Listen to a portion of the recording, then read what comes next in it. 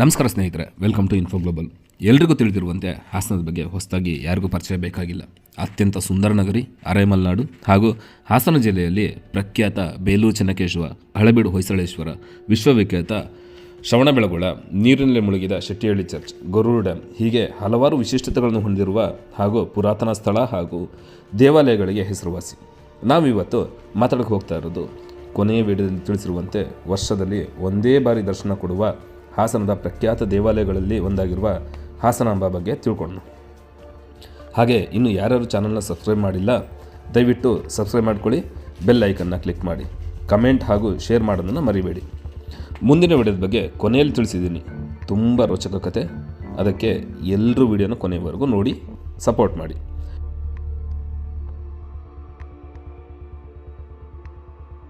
ಬೆಂಗಳೂರಿನಿಂದ ಸುಮಾರು 180 ಕಿಲೋಮೀಟರ್ ದೂರದಲ್ಲಿರುವ ಈ ಹಾಸನ ದೀಪಾವಳಿ ಸಮಯದಲ್ಲಿ ಊರು ತುಂಬ ಸಿಂಗಾರ ಮಾಡಿಕೊಂಡು ದೊಡ್ಡ ಹಬ್ಬದ ಆಚರಣೆಗೆ ರೆಡಿಯಾಗಿರುತ್ತೆ.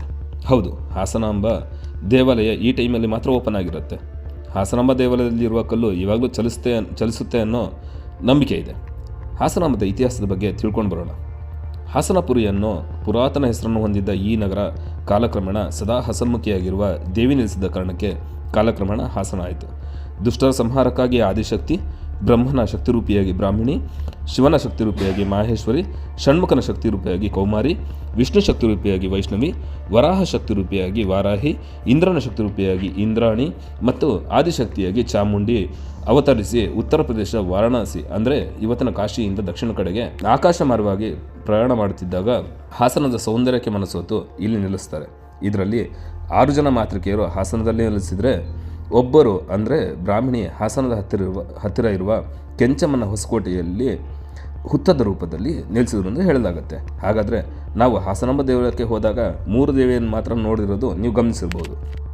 ಹೌದು, ಮಾಹೇಶ್ವರಿ, ಕೌಮಾರಿ, ವೈಷ್ಣವಿ ದೇವಿಯರು ಉತ್ತರ ಭಾಗದಲ್ಲಿ ದೇವಾಲಯದ ಒಳಗೆ ನೆಲೆಸಿದರೆ ಇನ್ನು 3 ದೇವಿಯರು ವಾರಾಹಿ, ಇಂದ್ರಾಣಿ ಮತ್ತು ಚಾಮುಂಡಿ ಪಕ್ಕದ ದೇವಿಕೆರೆ ಅಂದರೆ ದೇವರ ಕೆರೆಯಲ್ಲಿ ನೆಲೆಸಿದ್ದಾರೆ. ಹಾಸನಾಂಬ ದೇವಿಯ ದೇವಾಲಯ ತೆರೆಯುವುದು ಆಶ್ವಯುಜ ಮಾಸದ ಹುಣ್ಣಿಮೆಯ ನಂತರದ ಗುರುವಾರದಿಂದ ಶುರುವಾಗಿ ಬಲಿಪಾಡ್ಯಮಿ ಅಂದರೆ ದೀಪಾವಳಿ ಹಬ್ಬದ ಮಾರನೇ ದಿನ ಈ ದೇವಾಲಯ ಬಾಗಿಲು ಮುಚ್ಚಲಾಗುತ್ತೆ. ಇಲ್ಲಿನ ಇನ್ನೂ ಒಂದು ವಿಶೇಷತೆ, ಬಾಗಿಲು ಮುಚ್ಚುವ ದಿನ ಹಚ್ಚುವಂತಹ ದೀಪ ಮುಂದಿನ ವರ್ಷ ಬಾಗಿಲು ತೆರೆಯುವವರೆಗೂ ಹಾಗೆ ಬೆಳಗ್ತಾ ಇರುತ್ತೆ ಅಂತಾರೆ ಇಲ್ಲಿನ ಸ್ಥಳೀಯರು. ಈ ದೇವಾಲಯ ಬಾಗಿಲು ತೆರೆಯುವ ಮುನ್ನ ತಳವಾರು ವಂಶಸ್ಥರು ದೇವಾಲಯದ ಮುಂದೆ ಇದ್ದಂತಹ ಬಾಳೆಕಂದನ್ನು ಕಡಿಯಲಾಗುತ್ತೆ. ಈ ಸಮಯದಲ್ಲಿ ಇಲ್ಲಿನ ರಾಜಕೀಯ ಮುಖಂಡರು ಹಾಗೂ ಊರಿನ ಹಿರಿಯರು ಬೆಳಗುವಂತಹ ದೀಪಗಳಿಗೆ ಮತ್ತು ದೇವಿಗೆ ಹಾಕಿರುವಂತಹ ಹಾರ ಬಾಡದಿರೋದಕ್ಕೆ ಸಾಕ್ಷಿ ಆಗ್ತಾರೆ. ಹಾಗಾದರೆ ಹಾಸನಾಂಬ ದೇವಿಯ ದೇವಾಲಯ ಯಾವಾಗ ಕಟ್ಟಲಾಯಿತು? ಹಾಸನಾಂಬ ಚೋಳರ ಆಳ್ವಿಕೆಗೆ ಒಳಪಟ್ಟ ಪ್ರಾಂತವಾಗಿತ್ತು. ನಂತರ ಗಂಗರ ಆಳ್ವಿಕೆಗೆ ಒಳಪಡ್ತು. ಅದಾದ ನಂತರ ಹೊಯ್ಸಳರ ಆಳ್ವಿಕೆಗೆ ಒಳಪಡ್ತು. ಹೊಯ್ಸಳರ ರಾಜನಾದಂತಹ ಸಂಜೀವ ಕೃಷ್ಣಪ್ಪನವರು ಈ ದೇವಾಲಯ ಕಟ್ಟಿದ್ರು ಅಂತ ಹೇಳಲಾಗುತ್ತೆ. ಸಂಜೀವ ಕೃಷ್ಣಪ್ಪ ನಾಯಕನವರು ಯಾವುದೋ ರಾಜಕಾರ್ಯ ನಿಮಿತ್ತವಾಗಿ ಪ್ರಯಾಣ ಮಾಡಬೇಕಾದ್ರೆ ಮೊಲವೊಂದು ಅಡ್ಡ ಬರುತ್ತೆ. ಆ ಮೊಲ ನಗರದ ಒಳಗೆ ಹೋಗುತ್ತೆ. ಅದನ್ನು ಅಪಶಕನ ಅಂತ ಭಾವಿಸಿದ ಕೃಷ್ಣಪ್ಪ ನಾಯಕ ತಕ್ಷಣ ಪ್ರಯಾಣ ನಿಲ್ಲಿಸ್ತಾರೆ. ತುಂಬ ಚಿಂತೆಗೆ ಒಳಗಾಗಿ ಹಾಸನ ನಗರವನ್ನು ಬಿಡುವ ನಿರ್ಧಾರ ಮಾಡ್ತಾರೆ. ಆದರೆ ಆ ದಿನ ರಾತ್ರಿ ಸಂಜೀವ ಕೃಷ್ಣಪ್ಪ ನಾಯಕರ ಕನಸಲ್ಲಿ ಆದಿಶಕ್ತಿ ಹಾಸನಾಂಬ ದೇವಿ ಕಾಣಿಸ್ಕೊಂಡು, ಚಿಂತಿಸಬೇಡ, ನಾನು ಹುತ್ತದ ರೂಪದಲ್ಲಿ ಈ ನಗರದಲ್ಲಿ ನೆಲೆಸಿದ್ದೇನೆ, ನನಗೆ ಗುಡಿಯೊಂದನ್ನು ಕಟ್ಟಿಸಿ ಆರಾಧಿಸು, ನಿನಗೆ ಒಳ್ಳೆಯದಾಗುತ್ತೆ ಅಂತಲೇ. ತಕ್ಷಣ ಎಚ್ಚರಗೊಂಡ ಕೃಷ್ಣಪ್ಪ ನಾಯಕ ರಾತ್ರಿ ಕನಸಲ್ಲಿ ತಿಳಿಸಿದ ಸ್ಥಳಕ್ಕೆ ಹೋಗಿ ಪುಟ್ಟದಾದ ಗುಡಿಯೊಂದನ್ನು ಕಟ್ಟಿಸಿ ಆರಾಧಿಸ್ತಾರೆ. ಹೀಗೆ ಸಂಜೀವ ಕೃಷ್ಣಪ್ಪ ಕಟ್ಟಿಸಿದ ಗುಡಿಯೇ ಹಾಸನಾಂಬ ಸನ್ನಿಧಿ. ಆನಂತರ 66 ಅಡಿಯ ರಾಜಗೋಪುರ ದೇವಾಲಯದ ಪ್ರಾಂಗಣ ನಿರ್ಮಿಸಲಾಯಿತು. ಹಾಸನಾಂಬ ದೇವಾಲಯ ವರ್ಷಕ್ಕೊಮ್ಮೆ ಮಾತ್ರ ಏಕೆ ಬಾಗಿಲು ತೆಗೆಯುತ್ತೆ ಅನ್ನೋ ಪ್ರಶ್ನೆಗೆ ನಿಖರ ಉತ್ತರ ಇಲ್ದಿದ್ರೂ ಸ್ಥಳೀಯ ಜನರ ಅಭಿಪ್ರಾಯ ಮತ್ತು ತುಂಬ ಜನ ಹೇಳಿರೋ ಪ್ರಕಾರ ಕೃಷಿಗೆ ಹೆಸರುವಾಸಿಯಾಗಿರುವ ಹಾಸನದಲ್ಲಿ ಮೆಣಸಿನಕಾಯಿ ಒಣಗಿಸುವುದು, ಕುಟ್ಟುವುದು, ಒಗ್ಗರಣೆ ಹಾಕುವುದು, ಕಾಳು ಕಡ್ಡುಗಳನ್ನು ತೂರುವುದು ಸಾಮಾನ್ಯ ಸಂಗತಿಯಾಗಿತ್ತು. ಇದರಿಂದ ಉಂಟಾದ ಧೂಳು, ಮೆಣಸಿನಕಾಯಿ ಘಾಟು, ಮೆಣಸಿನಕಾಯಿ ಪುಡಿ ಗಾಳಿಯೊಂದಿಗೆ ಸೇರಿ ಹಾಸನಾಂಬ ಸನ್ನಿಧಿಗೆ ನೇರವಾಗಿ ಬರ್ತಾಯಿತ್ತು. ಇದರಿಂದ ಹಾಸನಾಂಬ ದೇವಿಯ ಕಣ್ಣಿಗೆ ಬಿದ್ದು ತಾಯಿಗೆ ಕಣ್ಣೀರು ಬರಲಾರಂಭಿಸಿತ್ತು. ಇದನ್ನು ಗಮನಿಸಿದ ಜನರು ತಾಯಿಯನ್ನು ಭಕ್ತಿಯಿಂದ ಬೇಡಿ ನಮ್ಮನ್ನು ಕ್ಷಮಿಸು ಎಂದರು. ಇದರಿಂದ ಭಕ್ತರು ಹಾಗೂ ತಾಯಿಗೆ ಒಪ್ಪಂದ ಆಯಿತು. ಅದೇನೆಂದರೆ ವರ್ಷಪೂರ್ತಿ ದೇವಾಲಯದ ಬಾಗಿಲು ಮುಚ್ಚುವುದು, ಕೃಷಿ ಚಟುವಟಿಕೆ ಕಡಿಮೆ ಇದ್ದ ಸಮಯದಲ್ಲಿ ಅಂದರೆ ಆಶ್ವಯುಜ ಮಾಸದ ಹುಣ್ಣಿಮೆಯ ಗುರುವಾರದಂದು ತೆರೆದು ಬಲಿಪಾಡಿಮೆ ಮಾರನೇ ದಿನ ದೇವಾಲಯ ಬಾಗಿಲನ್ನು ಮುಚ್ಚುವುದು. ಈ ಬಾಗಿಲು ತೆರೆದ ಸಮಯದಲ್ಲಿ ನನ್ನನ್ನು ಪೂಜಿಸಿ ನನ್ನ ಕೃಪೆಗೆ ಪಾತ್ರರಾಗಿ ಎಂದು ದೇವಿಯು ಹರಸಿದಳು. ಅದಕ್ಕಾಗಿ ಜನರು ಆ ಸಮಯದಲ್ಲಿ ದೇವಾಲಯ ಬಾಗಿಲು ತೆಗೆದು ಯಾರೂ ಕೂಡ ಮನೆಯಲ್ಲಿ ಒಗ್ಗರಣೆ ಹಾಕದೆ ತಾಯಿಗೆ ತೊಂದರೆ ಆಗದಂತೆ ದೇವಿಯನ್ನು ಪೂಜಿಸಿ ಆರಾಧಿಸ್ತಾರೆ. ಅದೇ ರೀತಿಯ ಸಂಪ್ರದಾಯ ಮುಂದುವರೆದು ಇಂದಿಗೂ ಕೂಡ ವರ್ಷದಲ್ಲಿ ಕೆಲವು ದಿನ ಮಾತ್ರ ದೇವಾಲಯದ ಬಾಗಿಲು ತೆಗೆಯಲಾಗುತ್ತೆ. ಸಪ್ತ ಮಾತೃಕೆಯರು ಅನ್ನೋದು ದಕ್ಷಿಣದಲ್ಲಿ ಚಾಲ್ತಿಯಿದ್ದರೂ ಕೂಡ ಉತ್ತರದಲ್ಲಿ ಅಷ್ಟಮಾತೃಕೆಯರು ಅನ್ನೋ ಪ್ರತೀತಿ ಇದೆ. ವಿಶೇಷವಾಗಿ ನೇಪಾಳದ ಕೆಲವು ಕಡೆ ಇನ್ನೂ ಹಾಗೆ ಚಾಲ್ತಿಯಲ್ಲಿದೆ. ಈ ದೇವಾಲಯದ ಒಳಗೆ ಹುತ್ತದ ಸ್ವರೂಪದ ಜಾಗ ಇದೆ. ಅದನ್ನು ಸುಬ್ರಹ್ಮಣ್ಯ ಸ್ವರೂಪ ಅಂತ ಕೂಡ ಹೇಳಲಾಗುತ್ತೆ. ಇದಕ್ಕೆ ಇಲ್ಲಿನ ಜನ ಹರಕೆ ಕೂಡ ಹೊತ್ಕೊಳ್ತಾರೆ. ಇಲ್ಲಿನ ಕುದುರೆಗುಂಡಿ ಶಾಸನದಲ್ಲಿ 1480 ಕೆಲವು ವಿಷಯಗಳನ್ನು ಕೂಡ ಪ್ರಸ್ತಾಪಿಸಲಾಗಿದೆ. ದೇವಾಲಯದ ಒಳಗೆ ಪ್ರವೇಶಿಸಿದಂತೆ ನಮಗೆ ಕಾಣಸಿಗುವುದು ಸಿದ್ದೇಶ್ವರ ದೇವಾಲಯ. ಸಾಮಾನ್ಯವಾಗಿ ಈಶ್ವರ ದೇವಾಲಯಗಳು ಲಿಂಗದ ಸ್ವರೂಪದಲ್ಲಿ ಪೂಜಿಸಲಾಗುತ್ತೆ, ಆದರೆ ಇದು ಒಂದು ಉದ್ಭವ ಮೂರ್ತಿ ಅಂತ ಹೇಳಲಾಗುತ್ತೆ. ವೆಂಕಟಪ್ಪನ ಮಗ ಕೃಷ್ಣಪ್ಪ ನಾಯಕನ ಕಾಲದಲ್ಲಿ ನಿರ್ಮಿಸಲಾಯಿತು ಅಂತ ಹೇಳ್ತಾರೆ. ಈಗಿನ ಕೆಲವು ವರ್ಷದ ಹಿಂದೆ ಜೀರ್ಣೋದ್ಧಾರ ಮಾಡಲಾಯಿತು. ಹಾಗೆ ರಾಜಗೋಪುರ ಕೂಡ ಅದೇ ಸಮಯದಲ್ಲಿ ಜೀರ್ಣೋದ್ಧಾರ ಮಾಡಲಾಯಿತು. ಸಿದ್ದೇಶ್ವರ ದೇವಾಲಯದ ವಿಶೇಷ, ಈಶ್ವರ ಅರ್ಜುನನಿಗೆ ಪಾಶುಪತಾಸ್ತ್ರ ನೀಡುವ ರೂಪದಲ್ಲಿ ನೋಡಬಹುದು. ಹಾಸನಾಂಬ ದೇವಿ ಒಂದು ಶಕ್ತಿ ದೇವತೆ. ಈ ದೇವಿಯನ್ನು ಮನೆಯಲ್ಲಿ ಫೋಟೋ ಇಟ್ಟು ಯಾರೂ ಕೂಡ ಪೂಜೆ ಮಾಡೋದಿಲ್ಲ. ಎಲ್ಲರೂ ದೇವಾಲಯಕ್ಕೆ ಬಂದು ದೇವರ ದರ್ಶನ ಪಡೆಯುತ್ತಾರೆ. ಅತ್ತೆ ಸೊಸೆ ಕಲ್ಲು. ದೇವಾಲಯದ ಹತ್ತಿರ ಇದ್ದ ಒಬ್ಬ ಮಹಿಳೆ ದಿನ ದೇವಾಲಯಕ್ಕೆ ಭೇಟಿ ನೀಡ್ತಾ ಇರ್ತಾರೆ. ಅತ್ತೆಯ ಕಾಟದಿಂದ ನರಳುತ್ತಾ ಇರ್ತಾಳೆ. ಒಮ್ಮೆ ದೇವಿಯ ಮುಂದೆ ಪ್ರಾರ್ಥಿಸ್ತಾ ಇದ್ದಾಗ ಅಲ್ಲೇ ಇದ್ದ ಚಂದನ ಭತ್ರದಿಂದ ಅತ್ತೆ ಸೊಸೆ ತಲೆ ಮೇಲೆ ಬಲವಾಗಿ ಹೊಡೆಯುತ್ತಾರೆ.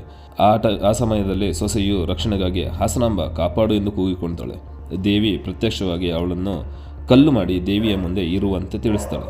ಇದೇ ಕಲ್ಲು ಪ್ರತಿ ವರ್ಷ ಭತ್ತದ ಕಾಳಿನಷ್ಟು ಚಲಿಸುತ್ತದೆ ಅನ್ನೋ ಪ್ರತೀತಿ ಕೂಡ ಇದೆ. ಇದ್ರ ಬಗ್ಗೆ ಸ್ಥಳೀಯರು ಕೆಲವೊಂದು ಮಾತುಗಳನ್ನ ಆಡಿದ್ದಾರೆ, ಕೇಳಿ. ನನ್ನ ಪಾದದ ಅಡಿ ಬರ್ತೀವಿ. ಅದು ಮುಂಚೆ ಹೊರಗಡೆ ಇತ್ತು, ತುಂಬಾ ಹೊರಗಡೆ ಇತ್ತು. ಯಾವುದು? ಸೊಸೆಕಲ್ಲು. ಎಲ್ಲಿ ಆ ಲಿಂಗದ ಒಂದು ಇದಿದೆ ಬಾಗ್ಲು. ಅದಕ್ಕೂ ಮುಂಚೆ ಊರ್ ಹೊರಗಡೆ ಇದ್ದಿದ್ದು.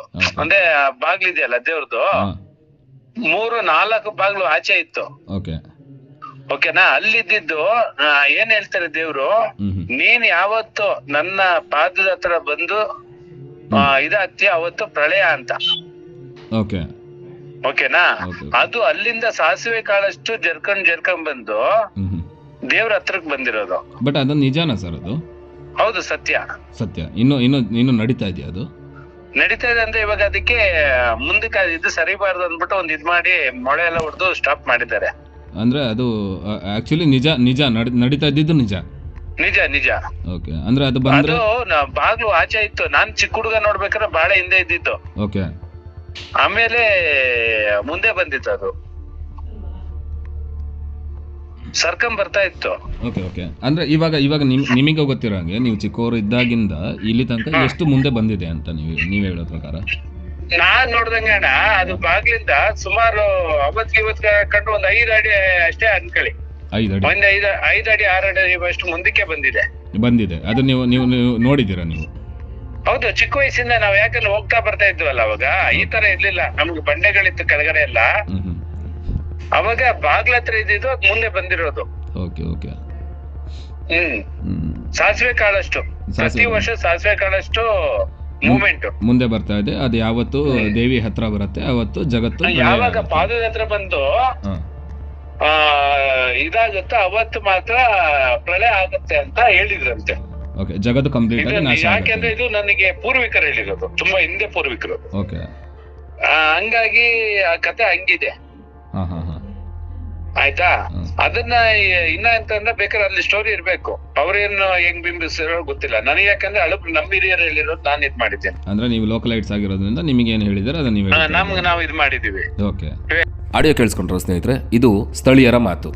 ಹಾಗೆ ಕಳ್ಳಪ್ಪನ ಗುಡಿ ಅನ್ನೋದು ಇನ್ನೊಂದಿದೆ. ಕಳ್ಳಪ್ಪನ ಗುಡಿ ಬಂದು ನಿಮಗೆ ದೇವಾಲಯದ ಬಲಭಾಗದಲ್ಲಿದೆ. ಇದನ್ನು ಏನಕ್ಕೆ ಕಳ್ಳಪ್ಪನ ಗುಡಿ ಅಂತ ಹೇಳ್ತಾರೆ ಅಂದರೆ, ಸುಮಾರು ವರ್ಷದ ಹಿಂದೆ ಈ ದೇವಾಲಯದಲ್ಲಿರುವ ಸ್ವರ್ಣಹಾರನ ಕದಿಯಕ್ಕೆ ಕಳ್ಳರು ನುಗ್ಗಿದಾಗ ಅವರನ್ನು ದೇವಿ ಪ್ರತ್ಯಕ್ಷ ಆಗಿ ಕಲ್ಲು ಮಾಡಿದರು ಅನ್ನೋದೊಂದು ಪ್ರತೀತಿ ಇದೆ. ಅದಕ್ಕೆ ಇದನ್ನು ಕಳ್ಳಪ್ಪ ಗುಡಿ ಅಂತ ಹೇಳ್ತಾರೆ. ದೇವಸ್ಥಾನದ ಬಲಭಾಗದಲ್ಲಿ ಕಳ್ಳಪ್ಪನ ಗುಡಿ ಹಾಗೂ ವೀರಭದ್ರೇಶ್ವರ ಟೆಂಪಲ್ ಇದೆ. ಹಾಗೂ ಎಡಭಾಗದಲ್ಲಿ ನಿಮಗೆ ದರ್ಬಾರ್ ಗಣೇಶನ ಟೆಂಪಲ್ ಸಿಗುತ್ತೆ. ಯಾರ್ಯಾರು ದೇವಿಯ ದರ್ಶನ ಮಾಡ್ತಾರೆ ಅವರೆಲ್ಲ ಎಡಭಾಗದಲ್ಲಿರೋ ದರ್ಬಾರ್ ಗಣೇಶನ ದರ್ಶನ ಮಾಡಿಕೊಂಡೇ ಹೊರಗೆ ಹೋಗಬೇಕು ಅನ್ನೋ ಪ್ರತೀತಿ ಕೂಡ ಇದೆ. ಇದು ಸ್ನೇಹಿತರೆ ಹಾಸನಾಂಬ ದೇವಿಯ ಬಗ್ಗೆ ತಿಳಿಸಿಕೊಡುವ ಒಂದು ಸಣ್ಣ ಪ್ರಯತ್ನ. ಈ ವಿಡಿಯೋ ಹೇಗಿತ್ತು ಅಂತ ಕಮೆಂಟ್ ಮಾಡಿ ತಿಳಿಸಿ. ವಿಡಿಯೋದ ಸ್ಟಾರ್ಟಿಂಗಲ್ಲಿ ಹೇಳಿದಂಗೆ ಮುಂದಿನ ವಿಡಿಯೋ ಒರಿಸ್ಸಾದಲ್ಲಿ ನಡೆದ ಒಂದು ವಿಚಿತ್ರ ಕತೆ. ಅಲ್ಲಿನ ಪ್ರತಿ ಹೆಣ್ಣುಮಕ್ಕಳು ಮದುವೆಗೆ ಮುಂಚೆ ಯಾಕೆ ಪ್ರೆಗ್ನೆಂಟ್ ಆಗ್ತಾಯಿದ್ರು, ಇದನ್ನು ಡಾಕ್ಟರ್ ಹಾಗೂ ಲೇಡಿ ಎಸ್ ಐ ಹೇಗೆ ಸಾಲ್ವ್ ಮಾಡಿದ್ರು ಅನ್ನೋದ್ರ ಬಗ್ಗೆ ತಿಳ್ಕೊಳ್ಳೋಣ. ಈ ವಿಡಿಯೋ ನೋಡೋದಕ್ಕೆ ಎಲ್ಲರಿಗೂ ಧನ್ಯವಾದಗಳು. ದಯವಿಟ್ಟು ಸಬ್ಸ್ಕ್ರೈಬ್ ಮಾಡೋದನ್ನ ಮರಿಬೇಡಿ. ಜೈ ಹಿಂದ್.